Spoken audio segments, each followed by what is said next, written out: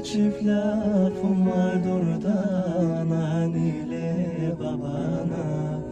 Koydunuz kurtuldunuz da bizi kara toprağa. Sevdadan eldi yazımda benim mezar taşıme.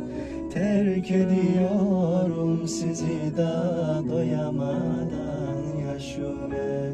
Söyleyin da söyleyin oy bizden ne istediniz? Bir can yetmedi size da iki cana kıydınız. Söyleyin da söyleyin oy bizden ne istediniz? Bir can yetmedi size da iki